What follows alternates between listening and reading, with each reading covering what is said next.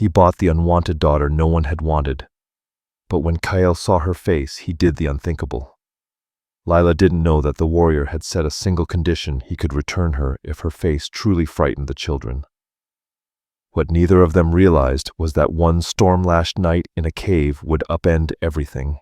When the sack finally came off, Kael saw something that made him commit the one reckless act he'd sworn never to. An act that could get him exiled from his tribe, reveal secrets buried for 7 years, and prove that sometimes the cruelest prisons are the ones we build around ourselves. In the Arizona Territory of 1866, a young woman was about to be treated like a disposable commodity. Lila never imagined that day would reshape her entire life. She was 10 when her world first fell apart. Standing before her mother's vanity mirror, she tried on the pearl necklace her mama had promised would one day be hers. Her blonde hair, freshly washed and brushed by the housekeeper, caught the sunlight streaming through the window. She hummed one of the lullabies her mother used to sing. That's when Selma Crow appeared in the doorway. "What do you think you're doing?" Her stepmother's voice cut like ice. "Just looking," Lila stammered quickly, removing the pearls. Selma crossed the room in 3 sharp strides, snatching the necklace from her hands. "You have no right to touch these. No right to stand there, preening like some little princess. Mama said they'd be mine when Your mama is dead." Selma grabbed Lila's chin, forcing her to look at the reflection. "Look at yourself. Really look. Do you see what I see?" Lila looked. She saw a girl with her mother's golden hair and blue eyes, a girl whose round childlike cheeks were fading, revealing the first hints of the woman she was becoming. "I see. Me." "You see a problem," Selma said coldly. "You're growing vain. Obsessed with your appearance. It's disgusting. It has to stop." 2 days later, Selma brought Lila a burlap sack. "From now on, you'll wear this whenever anyone visits. Your face, it's unsettling. People have complained. No one's brave enough to tell you directly. But I've heard them whisper. Poor Grant, stuck with such an unfortunate child. This sack will save them from seeing her. It's kindness, really." Lila's father, Grant Hart, sat in his study. He heard everything, and he said nothing. That day, Lila learned a bitter truth: the people meant to love you can sometimes destroy you most thoroughly. Kael had negotiated countless deals in his 31 years, but none like this. He had come to the Hart Ranch to purchase horses, 20 of the finest, strong and well-trained, perfect for the autumn hunt. Grant Hartwell had the best stock in the territory. Everyone knew it. The deal had gone smoothly, too smoothly. That should have been Kael's first warning. They stood in the Hart study. The contract nearly signed, the rancher cleared his throat, the way men do when they're about to ask for something unreasonable. "I have an additional proposition," Grant said, avoiding Kael's gaze. Kael said nothing, letting the silence press, knowing it often extracted truths better than questions ever could. "My daughter..." Grant gestured vaguely toward the back of the house. "She's 17, educated, speaks English perfectly. I understand your people might benefit from someone who could teach the children." "We don't need a teacher," Kael said flatly. "I'll throw her in for free. Just take her off my hands." Kael studied him carefully. Grant's hands trembled slightly as he poured another whiskey. This wasn't charity. This wasn't education. This was desperation. "Why are you so eager to get rid of your daughter?" Kael asked. "She's difficult, won't marry, drives." "My wife mad," Grant admitted. "And frankly, she's not pleasant to look at. I have a sack for her head, because the sight of her face unsettles people." Kael's jaw tightened. He had seen cruelty before. But a father selling his daughter like a broken horse, that was something else entirely. "I don't want a white woman in my village." I understand, Grant said quickly. "But consider, your chief sent you to find ways to help your people survive in this changing world, didn't he? The white man's language is spreading everywhere. Your children need to learn it. And I'm offering you a fluent English speaker to teach them." Kael's jaw tightened. The man had a point. Chief Riven had indeed tasked him with finding solutions to help their people adapt. The world wasn't waiting, they had to. Children who could speak English would stand a better chance in the years to come. And if she's as troublesome as you claim, if she frightens the children, you can return her. Grant's eyes gleamed with desperate hope. I'll give you a guarantee, Grant pressed. 1 month. If she doesn't work out, bring her back. No hard feelings, no cost to you. Kael's eyes flicked to the horse contract. It was a fair deal, the best he'd find anywhere. If this strange arrangement helped seal it, fine. He set it against his better judgment. But if she caused trouble, she returned. Of course, Grant practically bolted to the door. Selma, bring Lila down. Footsteps echoed on the stairs. First came a woman. Beautiful but sharp and cold, her eyes calculating, her smile brittle and hard.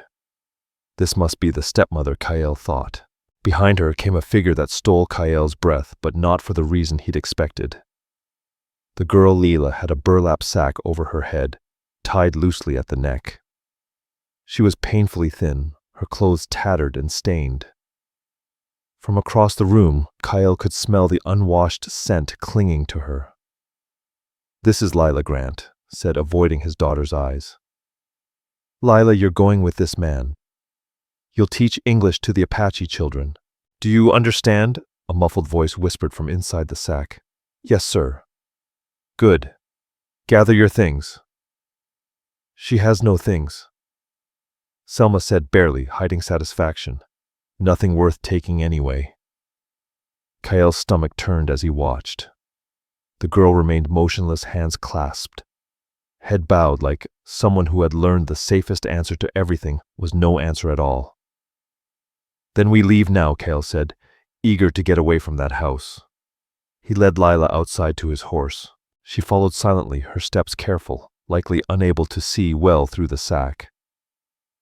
Kael helped her mount behind him, and she clung to his waist, trembling. As they rode from the ranch, Kael glanced back once. Selma stood in the window, her smile a triumph of cruelty. The girl hadn't spoken a word. For the first hour of their journey, Lila remained silent. Kael felt the shivering against him. Was it fear? Cold, he couldn't tell. He tried to coax conversation. What's your full name? Lila Quinn, came the muffled reply. You're 17. Yes. You know how to read and write, yes. Do you want to teach, or did your father force this on you? A long pause. I'll do whatever I'm told, she said. Kael frowned. That wasn't an answer. It was the reply of someone who'd learned early that having opinions only led to punishment. They rode on in silence. Afternoon had sunk low when the storm rolled in. Kael had been tracking the clouds for an hour, hoping they'd reach the village before the rain, but the storm moved faster than expected. In minutes, the sky tore open, turning the path into a rushing river of mud. There's a cave ahead, Kael shouted over the thunder. They pushed through the downpour to a rocky outcropping he knew well.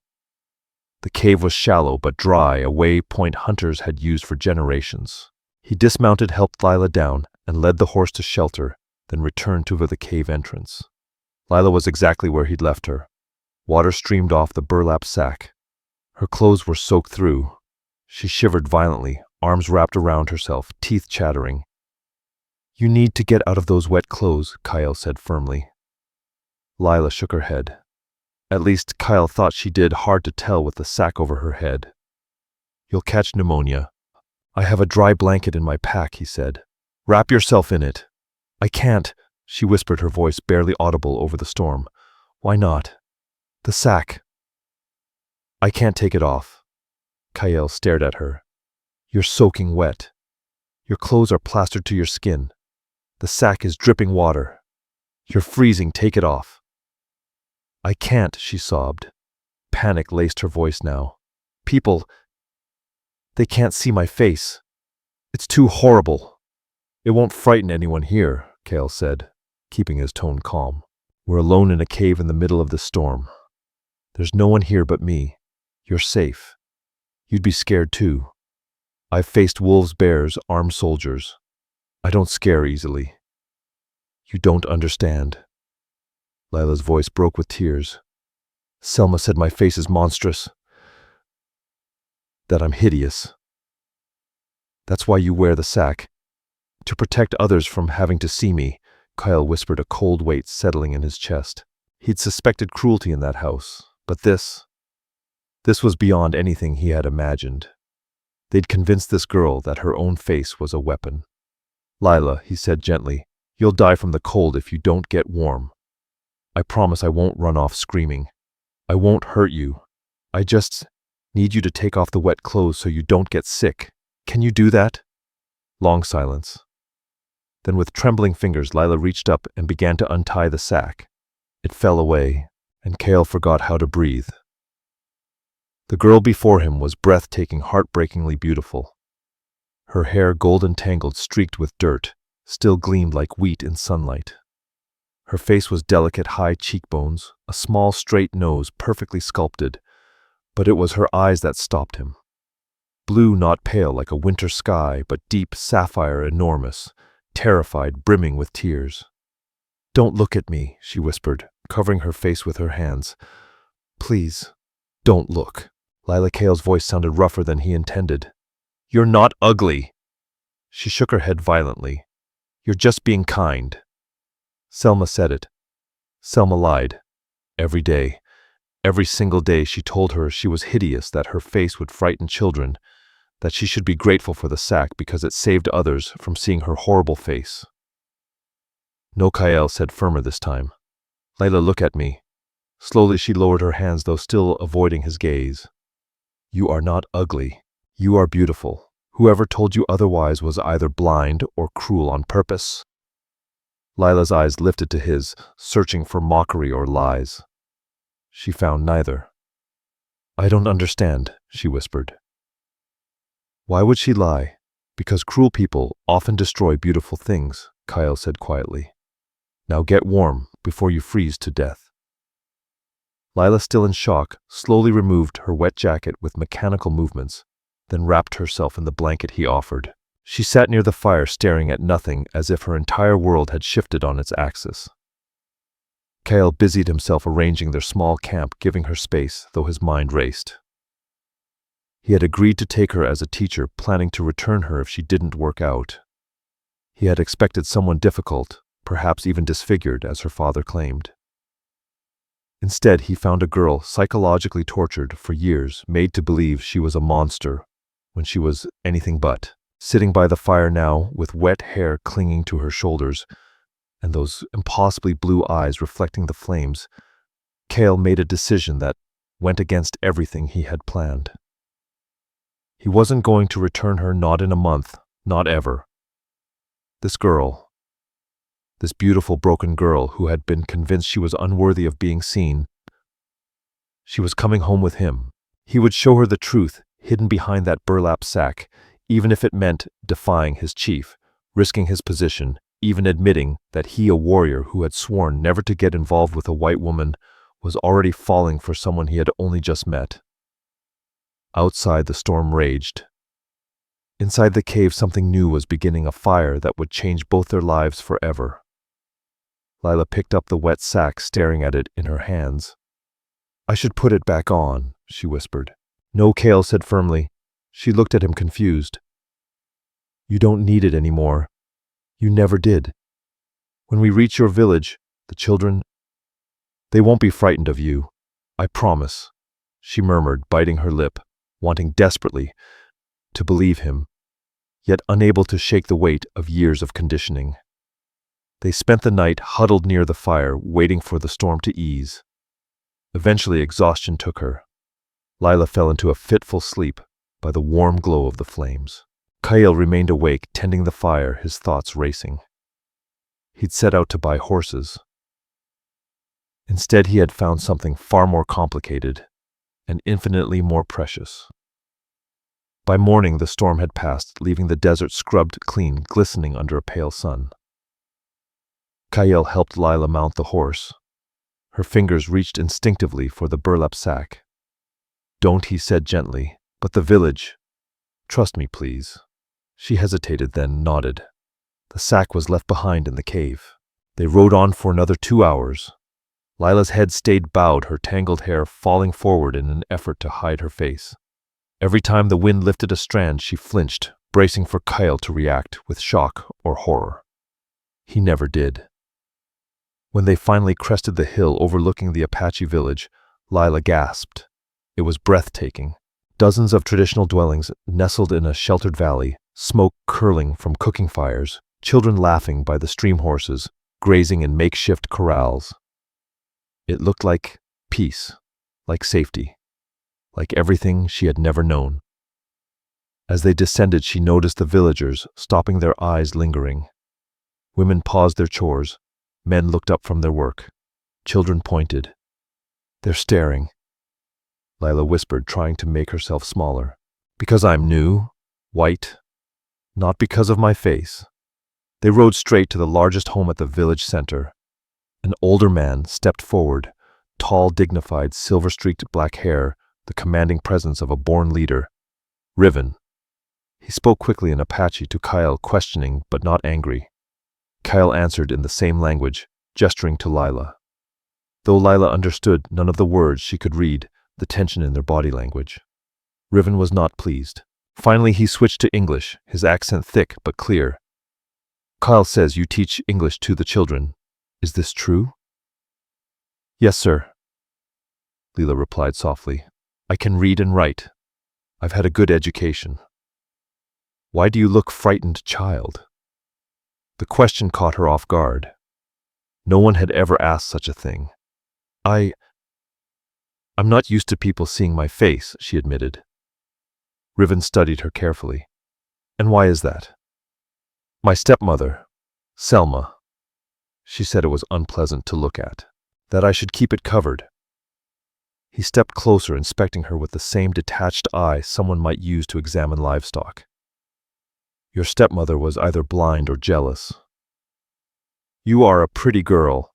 Nothing wrong with your face." A wall she had built long ago began to crack inside her. "You may stay," Riven announced. "Teach the children. Do well, and you have a place here. Do poorly, you return." He turned to Kael, speaking sharply in Apache. Kael's steady reply met his gaze. After a tense moment, Riven shook his head and walked away. "What did he say?" Lila asked. "He reminded me I didn't have permission to bring you here," Kael admitted. "I was supposed to consult him first." "Will you be in trouble?" "Probably," Kael said with a small smile. "But I think you'll forgive me once he sees how well you teach." An older woman approached, perhaps 60. Kind eyes, capable hands. She spoke to Kael in Apache, glancing curiously at Lila. "This is my mother, Sela," Kael said. "She'll help you settle in." Sela took Lila's arm gently, leading her toward a smaller dwelling. Inside a fire pit, furs for sleeping and simple cooking tools awaited. "You need a bath," Sela said in broken English. "Very dirty, very smelly." Lila flinched at the bluntness, but didn't argue she hadn't bathed properly in... She couldn't remember how long. She couldn't remember how long it had been. Sela heated water and brought out a bar of soap, real soap, not the harsh, soapy lies Selma had grudgingly allowed her from time to time. Along with it came a comb, fresh clothes, and something Lila didn't recognize until Sela mimed, rubbing it through her hair. "For bugs," Sela explained. "Get the bugs out." The humiliation hit Lila like a physical blow, realizing she had lice, that she had been so filthy for so long, almost broke her. But Sela's practical kindness made it bearable. There was no disgust in her eyes. She was simply solving a problem. It took 3 full washes to get Lila's hair clean. When Sela finally pronounced it acceptable, Lila looked at herself with astonishment. Her skin pale rather than the gray she had known glowed. Her hair, still drying in waves over her shoulders by the fire, shimmered a bright golden blonde. "Better," Sela said, satisfied. "Now eat, you're too skinny." Over the next week, Lila fell into a routine. Each morning, she worked with Sela, learning the rhythms of Apache life, preparing food, grinding corn, tending the fire. In the afternoons, children gathered beneath the shade of a great tree where Lila taught them English. She started simple numbers, colors, familiar objects. The children were quick to learn, eager and curious. They laughed at her accent when she tried to pick up Apache words in return. Every day, Kael found a reason to visit. A smooth river stone, a sprig of wildflowers, a blanket he said his mother had made extra. They talked about lessons, the children's progress, or sometimes nothing at all. Lila found herself watching for him, waiting for his return from hunts or patrols. One afternoon, lessons ended early. The children ran off to play by the stream, their laughter echoing across the valley. Lila stood alone beneath the teaching tree, holding a smooth river stone gifted by one of the students.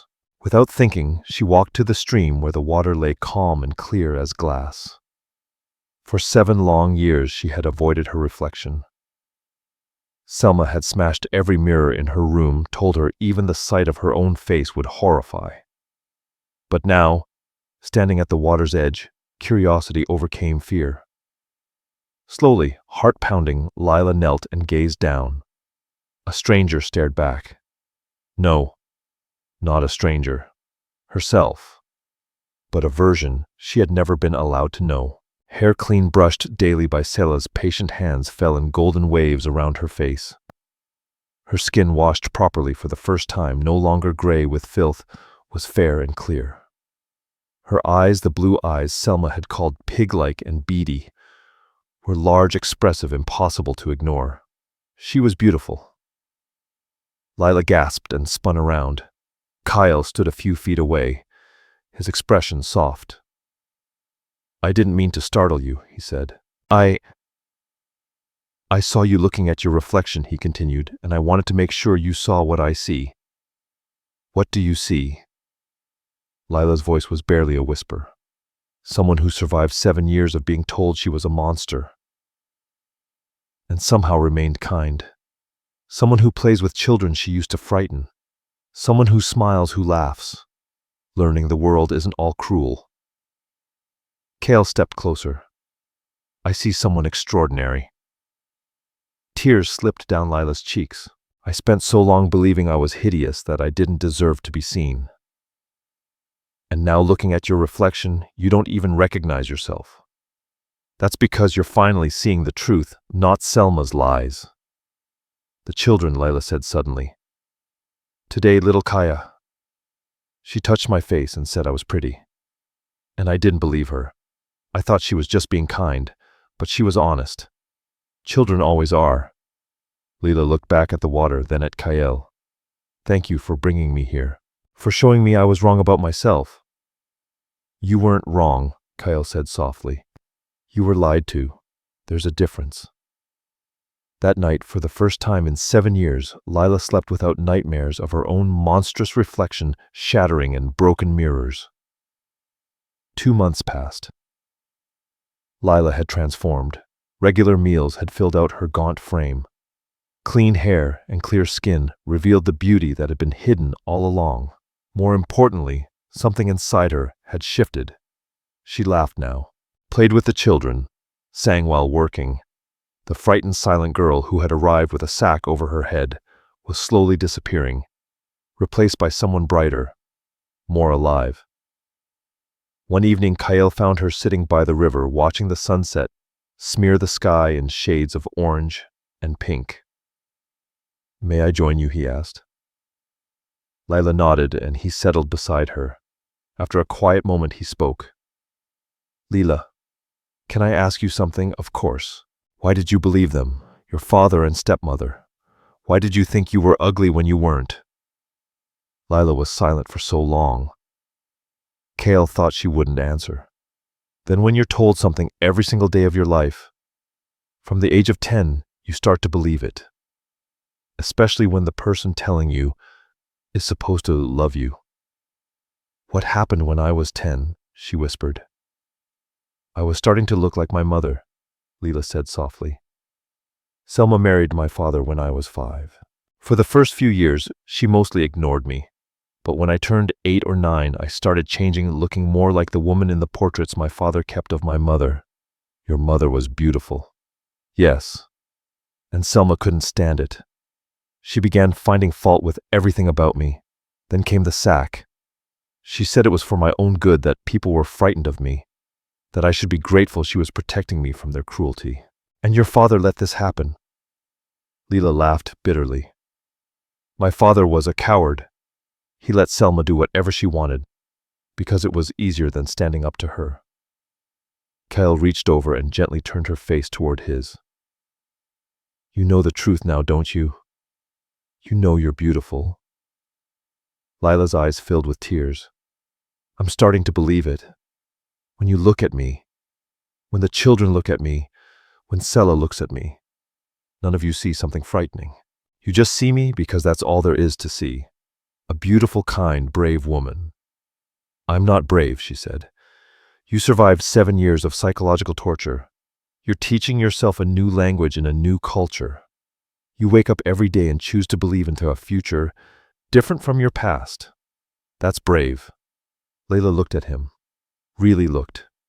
For the first time without fear or shame clouding her vision. And in Kael's eyes, she saw something that made her chest catch. Kael, she whispered. Why did you really bring me here? It wasn't just to teach, was it? No, he admitted. At first, yes. But after that night in the cave, after I saw your face and heard your story, I knew I couldn't let you go back to that place. I couldn't return you to people who spent years destroying you. I didn't want you to have a different home, a white family in town. I wanted you here, with me. The words hung in the air between them. Lila Kael said carefully, I know this is complicated. I know I'm Apache and you're white. I know 100 reasons why this shouldn't make sense. But I'm falling in love with you. Maybe I already have. If she felt even a fraction of what he felt, Lila kissed him. Impulsive, awkward, and perfect. When they pulled apart, both were breathing hard. Is that enough of an answer? She asked, a real joyful smile spreading across her face. Yes, Kael said, pulling her close. It is. They sat by the river as the sun sank, holding each other. Two people from different worlds who'd found something rare, a love built on truth, after years of lies. But happiness rarely lasts unchallenged. 1 week later, riders appeared on the horizon. Lila was teaching the children when someone shouted a warning. She looked up to see 3 riders approaching the village. 2 men in dusty trail clothes and a woman in a dark dress. Lila's blood ran cold. She knew that woman. Selma had come to take her back. Older than Lila remembered, or perhaps Lila was seeing her clearly for the first time. Without the haze of fear, the woman who tormented her for 7 years seemed ordinary. Pretty in a sharp way, but nothing special. Certainly not worth 7 years of psychological torment. The riders were escorted to Riven's home. Kael appeared at Lila's side immediately. Go inside, he said quietly. Let me handle this. No, Lila's voice was steady. Whatever they came for, I need to face it. By the time they reached Riven's home, a crowd had gathered. Selma stood with a man Lila didn't recognize, some kind of official, judging by his badge and Thane Rook from the nearby fort. Selma's eyes locked on Lila in the crowd. For a fleeting moment, her carefully crafted mask of concern slipped, revealing pure shock. That can't be her, Selma muttered to her companions. That girl is pretty. Lila was hideous, Selma whispered under her breath. Kael tensed beside Lila, but she placed a hand lightly on his arm. This was her battle. Hello, Selma, Lila said clearly. Selma recovered quickly, her expression sliding into false concern. Lila. Oh, thank heavens. Your father and I have been so worried. We thought these savages had... She broke off dramatically. But what happened to you? You look so different. I'm clean, Lila said simply. That seemed to be all it took. Thane Rook stepped forward, Miss Hartwell, I am here as a representative of the territorial government. Your father has filed a complaint claiming you were taken against your will. I was sold, Lila corrected, for horses. My father was quite clear about that. Sold. The official whose badge read Brody Kane shifted uncomfortably. That's a serious allegation. It's the truth. He wanted to be rid of me, and I was happy to go, Lila added. She's being manipulated, Selma burst out. Look at her. She's clearly been influenced by these people. Lila, tell them you want to come home? I am home, Lila said, her face calm but firm. Selma's face flushed red. This is not your home. You belong with your family. You're not my family. You never were. I was raised after my mother died and you tortured me, Lila said quietly but cuttingly. Every single day for 7 years, the crowd murmured, stunned. Brody Kane cleared his throat. Miss Hartwell, these are serious accusations. Perhaps we should discuss this privately. No. Lila stepped forward. Everyone should hear this. Everyone should know what she did. She turned to face the gathered Apache and white settlers who had come with the officials. Her hands trembled, but her voice stayed steady. From the time I was 10, Selma told me I was ugly. She said my face was so hideous that people would be frightened if they saw it. She gave me a burlap sack to wear over my head and told me it was for everyone's protection. Gasps rippled through the crowd. She forbade me from bathing, said it was a waste of water and soap. She let lice infest my hair and never treated it. She kept me in the same dirty clothes for weeks at a time. Every day she reminded me I was monstrous, that no one would ever want me, that I should be grateful she even allowed me to exist. Those are lice, Selma shrieked. She was difficult. She needed discipline. I was a child. Lila's voice rose finally. I was a little girl who had just lost her mother, and you made me believe I was too hideous to be seen. You broke every mirror in my room so I couldn't even look at myself. You convinced me I was a monster. Why would I do that? Selma demanded.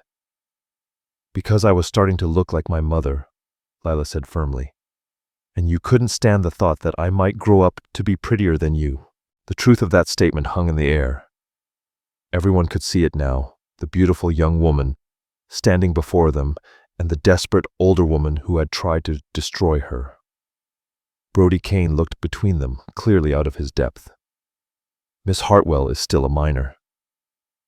17 years old. By law, she needs a guardian until she turns 18.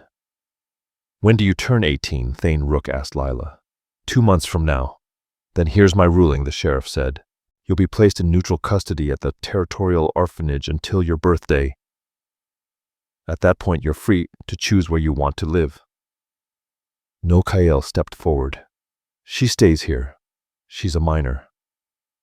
That's the law, Riven spoke up, his English careful but clear.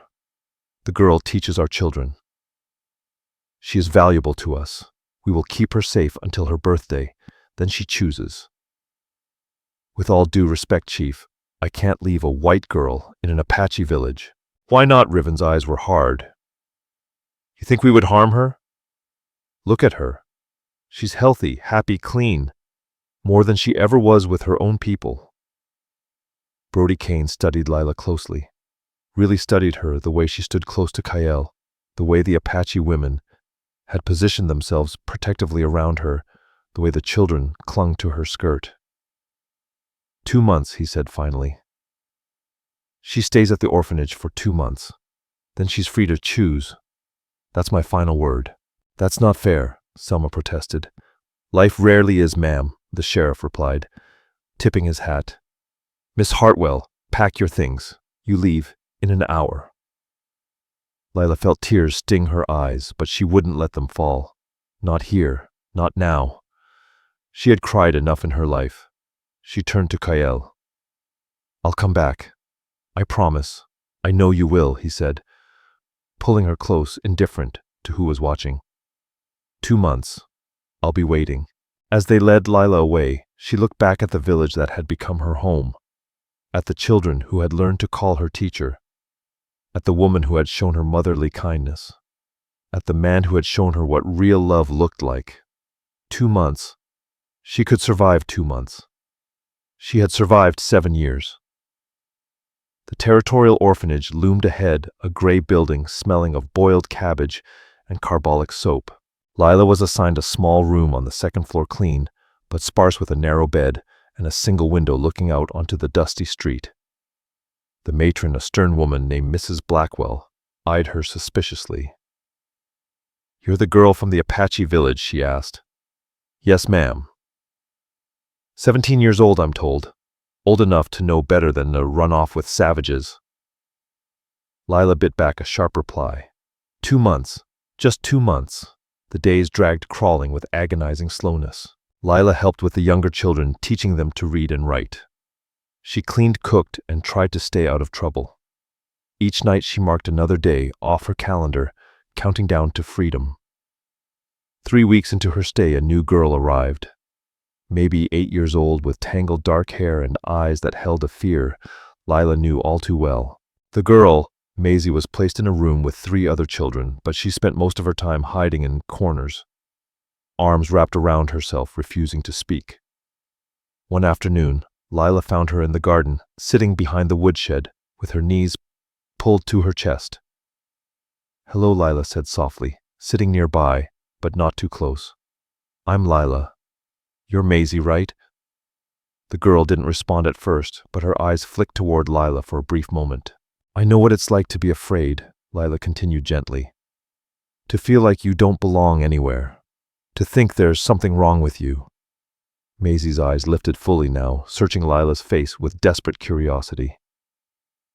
"When I was 10, Lila said, someone told me I was too ugly to be seen. They made me wear a sack over my head for 7 years. Every single day they told me I was monstrous. And I believed them." Maisie's mouth opened slightly, shocked. "But it wasn't true," Lila said. "None of it was true. The person who said those things was cruel and jealous and wanted to hurt me. And for a long time, they succeeded." What changed Maisie's voice was barely audible. "I met people who told me the truth. People who showed me I wasn't what that cruel person said I was. People who loved me when I thought I was unlovable," Lila said, smiling. "And now I know the voice telling me I was worthless was wrong. So wrong." Maisie's tears fell silently, streaming down her face. "Whatever you're afraid of," Lila said gently, "whatever someone told you about yourself, know this. You're not alone, and you're not broken. You're just hurt. And hurt can heal." The girl threw herself into Lila's arms, sobbing. Lila held her, stroking her tangled hair, whispering comfort, just as Selma had comforted her months ago. She was paying forward the kindness that had saved her. 3 weeks into her stay, Selma came to visit.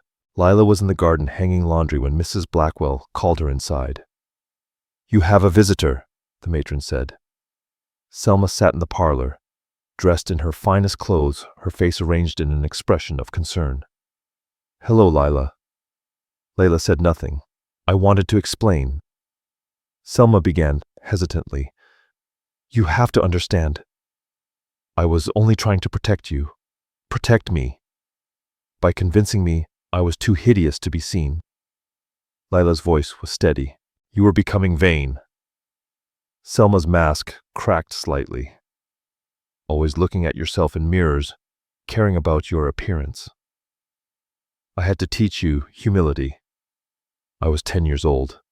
You were becoming a problem," Selma continued.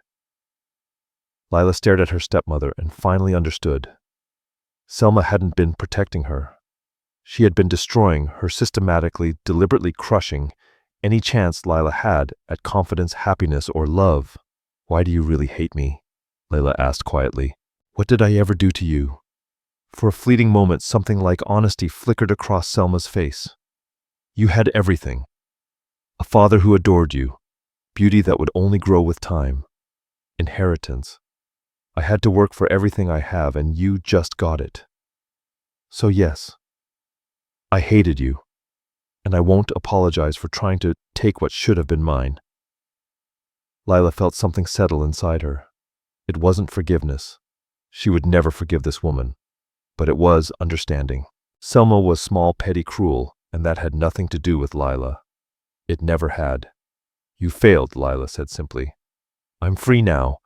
In 6 weeks, I'll be legally free, and you'll never touch me again. Selma's eyes narrowed. We'll see about that. After she left, Lila felt uneasy. Something in the way Selma had said those words lingered. Her fears were confirmed a week later, when Brody Kane returned. Miss Hartwell, he said gravely, I'm afraid there's been a complication. Lila's heart sank. What kind of complication? Your stepmother has filed a petition claiming you're mentally unstable. She's requesting a doctor examine you and potentially extend the guardianship beyond your 18th birthday. That's insane, possibly Brody said. But the law requires we take such petitions seriously. A doctor will be here tomorrow to evaluate you. The doctor arrived exactly as promised, a thin man with cold eyes asking questions clearly designed to make Lila seem unstable. He focused especially on her time with the Apache, trying to get her to admit she'd been coerced or brainwashed.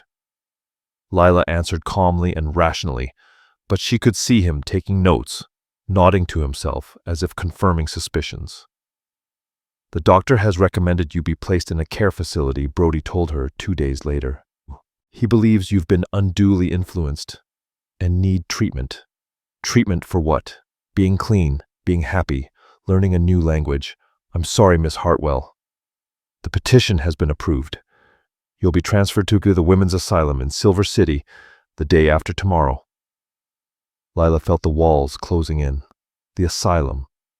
She had heard stories. Women went in and rarely came out, where inconvenient wives and daughters were disappeared. That night, Lila sat in her room, trying to think of a way out. She could run, but where the village was 3 days away on foot. She'd never make it. She was still planning when she heard a soft tap at her window. Turning, she saw Kael crouched on the roof outside, finger to his lips. Her heart soared. What are you doing here, saving you? Again. He grinned. Your time is up tomorrow, isn't it? No. They've extended it. They're trying to send me to an asylum. Kael's expression darkened. Then we leave now. But you're 17 years and 10 months old, Lila. Close enough, he said. Chief Riven says you've served your time. You're coming home. Lila didn't hesitate. She grabbed her few belongings and slipped out the window. Kael helped her down to the alley where 2 horses waited. They rode through the night, and by dawn they were far from town. The orphanage was just a fading, unpleasant memory behind them. What about the law? Lila asked as they stopped to rest the horses. What about it? Kael said. You'll be 18 in 3 weeks. We'll face any consequences then, together.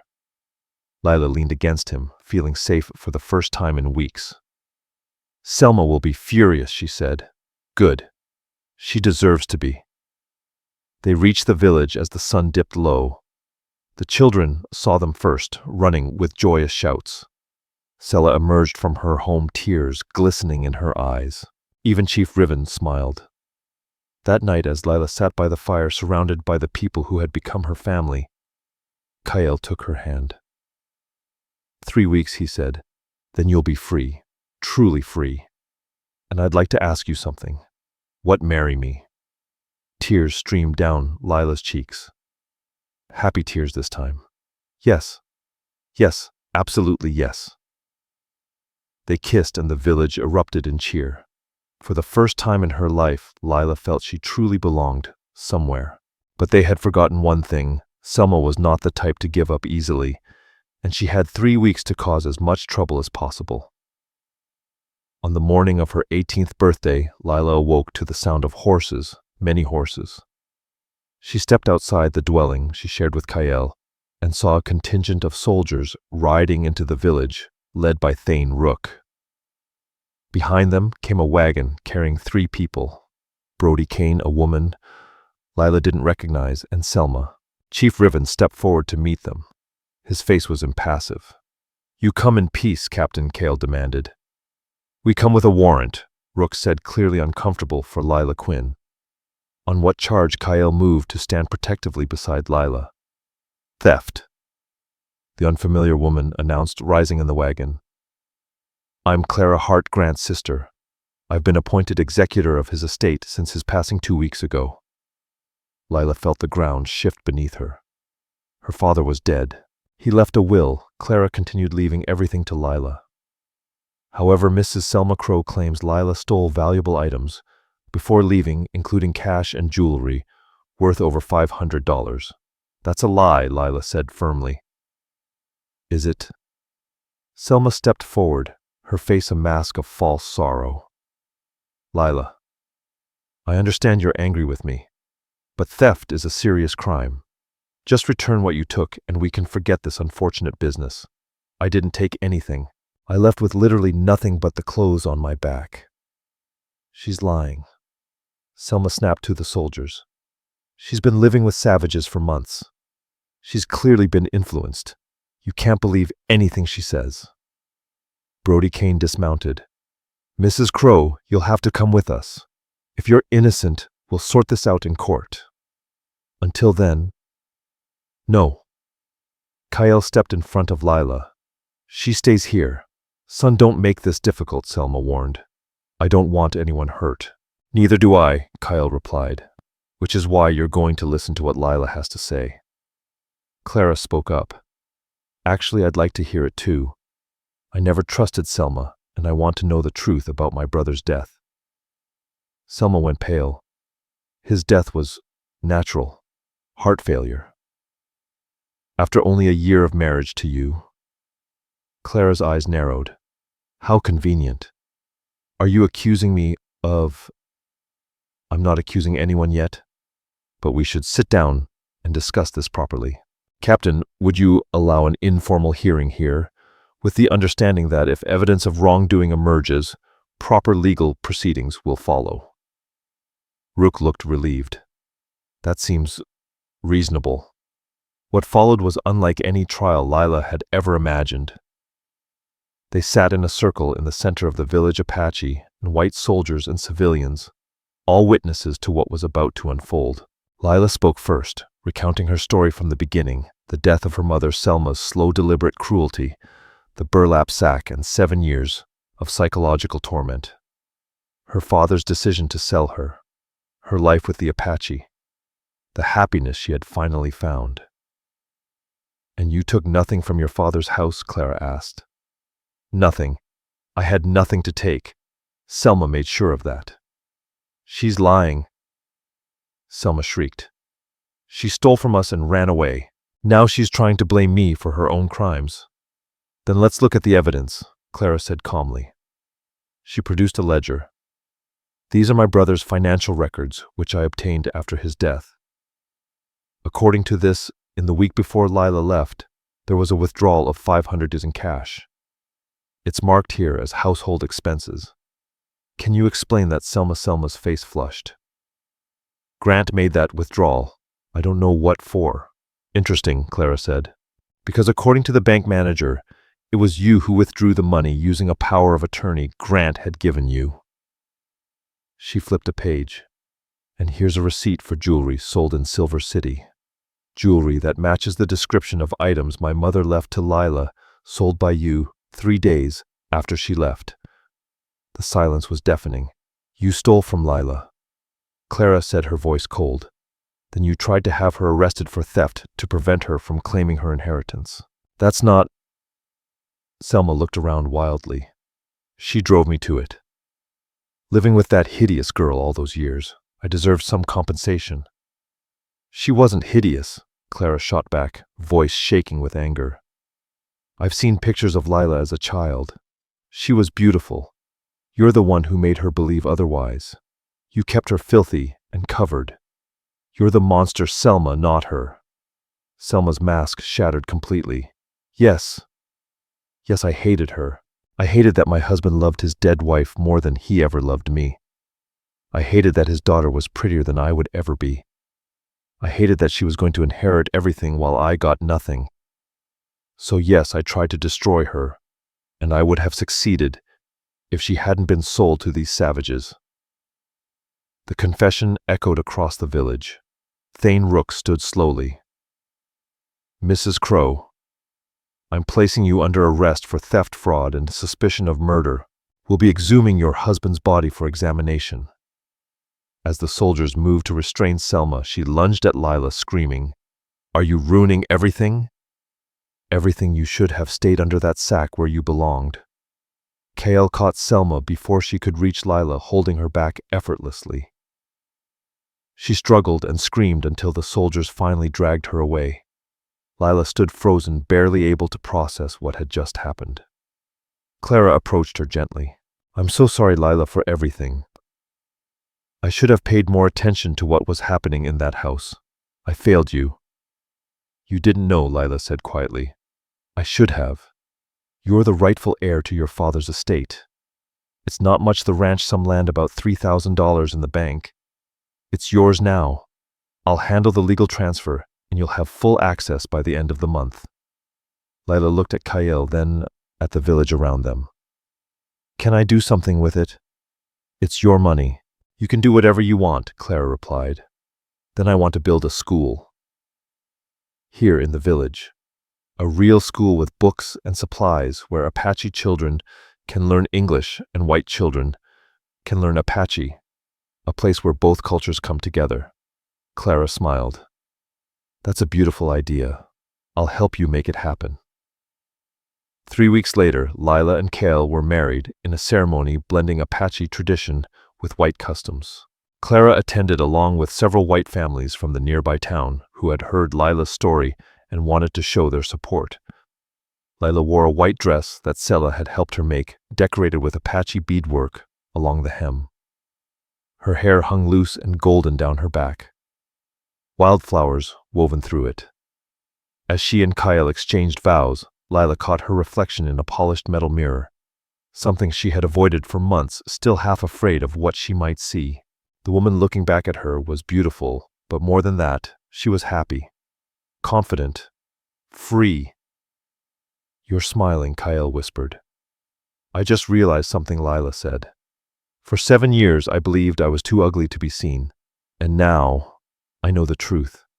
I was never the ugly one. She was. Her soul was uglier than any face could ever be. And yours is beautiful," Kael said, kissing her gently, inside and out.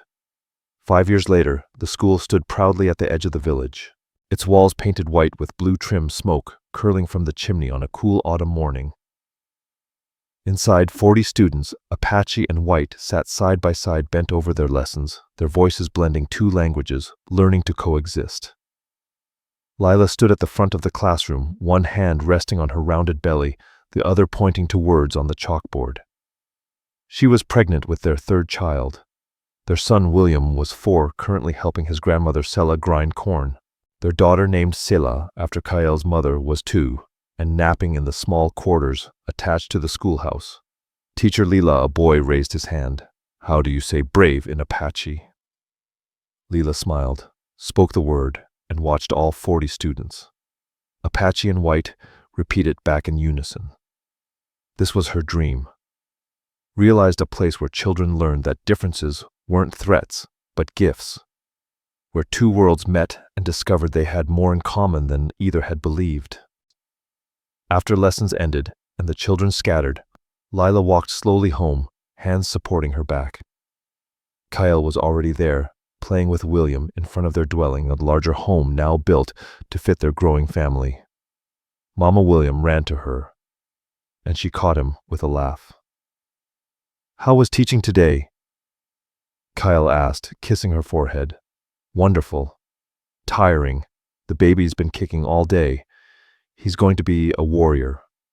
"Or she's going to be a teacher," Lila countered with a smile. That evening, after the children were asleep, Lila and Kael sat outside under the stars. She leaned against him, feeling the solid warmth of his body, the steady beat of his heart. "Do you remember the first time we sat like this?" she asked. "By the river before Selma came, I remember everything about you," Kael said. "Including the first time I saw your face in that cave. I knew in that moment I'd never be the same." Lila was quiet for a moment, thinking of that scared girl with a sack on her head, of 7 years, believing she was a monster of the journey from that darkness to this light. I want to tell our children the truth, she said suddenly. About what happened to me. About Selma, the sack, all of it. Why, Kael asked. Because I want them to know that people will sometimes try to convince you that you're less than you are, that they'll put sacks on your head, real or invisible, and tell you to hide. And I want them to know those people are wrong, that you don't have to believe the lies, even when they come from people who should love you. That's a hard lesson for children. It's a necessary one, Lila said, touching her belly. I want our daughter to grow up knowing she's beautiful, valuable, and strong. I want our sons to grow up knowing how to see the truth in people, even when others try to hide it. I want them never ever to let anyone convince them to hide who they are. Then we'll tell them, Kael said. When they're old enough to understand, we'll tell them how their mother survived something that should have destroyed her, how she came out stronger, how she took her pain and turned it into something beautiful. This school, this life, this family. Lila felt tears slide down her face, not of sadness, but of gratitude. I used to think my story was about surviving, she said, but it's not. It's about becoming who I was always meant to be, beneath the lies, the sack, the dirt. And you, she turned to him, didn't just save me. You saw me, the real me, even when I couldn't see myself, because you were always there, Kael said simply. Beautiful, brave, and worthy of love. The sack didn't hide you, it just made it harder for you to see what everyone else could see. Later that night, after Kael had gone inside, Lila stood alone in the moonlight. She walked to the water barrel beside their home and looked at her reflection. A woman with golden hair and blue eyes looked back, older now with laugh lines around her eyes and sun-kissed skin. A woman who had been broken and rebuilt into something stronger. A woman who had learned that beauty isn't about perfection, it's about truth. She thought about the burlap sack left behind in a cave 5 years ago, how it had represented 7 years of lies, shame, and believing she was too monstrous to be seen. And she thought about this life she had built, teaching children, loving a good man, raising a family, creating a place where people could be seen and valued exactly as they were. The sack was gone, and Lila had finally learned the truth hidden beneath it all along. She had always been worthy of being seen. She had always been enough. She had always been beautiful. And now finally she believed it. Lila's journey from hidden shame to visible freedom reminds us that sometimes the cruelest prisons are built with words, not walls. That beauty isn't about how you look, it's about believing you deserve to be seen. If this story touched your heart, hit that like button and tell me in the comments which moment moved you most. Was it when Kael first saw Lila's face in the cave, when she saw her reflection in the water for the first time, or when Selma's mask finally shattered in the village circle? Don't miss our next story, because every tale of transformation reminds us that the person we become after surviving cruelty is often more beautiful than the person we were before it. All stories are created for entertainment purposes and may include fictional elements or dramatized interpretations inspired by historical settings. We use AI tools, voice-over visuals, scripts as creative assistants. However, all content is reviewed, refined, and edited by humans to ensure emotional authenticity and storytelling quality. We fully comply with YouTube's policies regarding AI-generated content and do not use any deepfake techniques or misleading recreations of real individuals. All visuals and supporting materials are properly licensed. Sharing, re-uploading, modifying, or distributing any part of this content in any form requires written permission. We appreciate your support and respect for original creative work.